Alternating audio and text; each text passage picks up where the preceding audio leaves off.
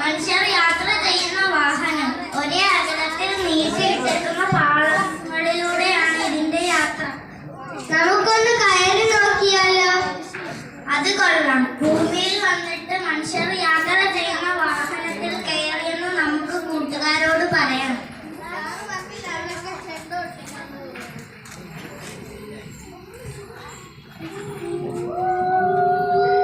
ഭൂമിയിൽ മനുഷ്യർ കിടന്നുകൊണ്ടാണോ യാത്ര ചെയ്യാറ്? ഞങ്ങളുടെ ഗ്രഹത്തിൽ ആരും കിടന്നുകൊണ്ട് യാത്ര ചെയ്യാറില്ല. ഭൂമിയിൽ എത്തിയിട്ട് ജോലി ചെയ്യുന്ന ഒരാളെ പോലും കാണാനില്ലല്ലോ.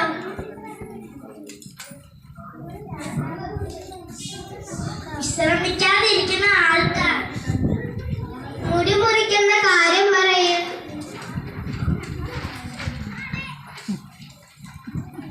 അയ്യോ,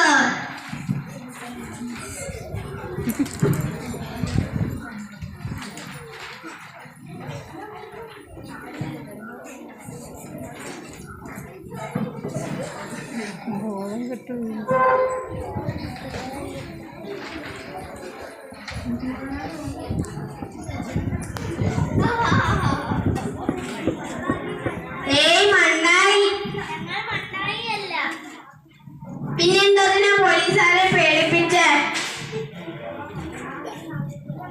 എന്റെ അമ്മമ്മ പറഞ്ഞിട്ടുണ്ടല്ലോ, മണ്ടായിക്ക് വാലും ഉണ്ട കണ്ണും വലിയ ചെവിയും ഉണ്ടാവുമെന്ന്.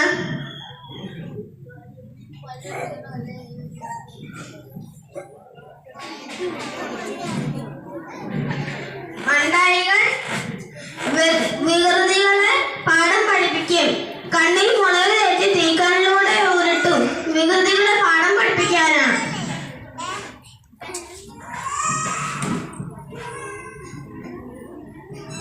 എന്തായി പോലീസ് എന്ന് വിചാരിച്ചാൽ? കള്ളന്മാരിൽ നിന്നും കൊള്ളക്കാരിൽ നിന്നും മനുഷ്യരെ രക്ഷിക്കുന്നവരാണ് പോലീസ്. കള്ളന്മാർ വരാതിരിക്കാനായിരിക്കും അവരിതിലിരിക്കുന്നത്. പോലീസുകാർ എന്താ വികൃതി കാട്ടിയേ? അവർ വണ്ടിയിൽ പാവക്കുട്ടികളെ വിൽക്കാൻ വന്നവരെയൊക്കെ വണ്ടിയിൽ തള്ളി ഉറക്കി. പാവം പാവക്കുട്ടികൾ ഒക്കെ നിലത്ത് വീണ് പൊട്ടിപ്പോയി. അവറ്റകൾ നിലവിളിച്ചപ്പോൾ മാമന് ഉറക്കെ കരഞ്ഞു. സാരമില്ല. കൂട്ടുകാരന്റെ പേരെന്താ? ഉണ്ണിക്കുട്ടൻ. മംഗലപുരത്ത് മാമന്റെ വീട്ടിൽ പോയി വരിക.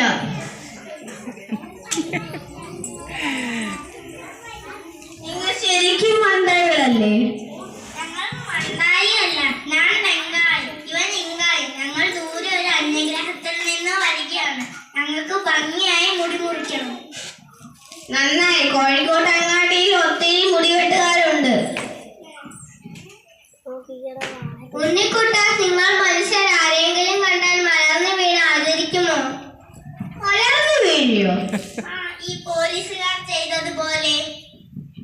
പേടിത്തൊണ്ടന്മാർ. അങ്ങനെ തന്നെ വേണം. വണ്ടിയിൽ അപ്പം വിൽക്കാൻ വന്ന മാമനെ പേടിപ്പിച്ച് ഓടിച്ചില്ലേ ദുഷ്ടന്മാർ? കോഴിക്കോട് അങ്ങാടി എത്തി. ഇനി നമുക്ക് പോവാം. വാ.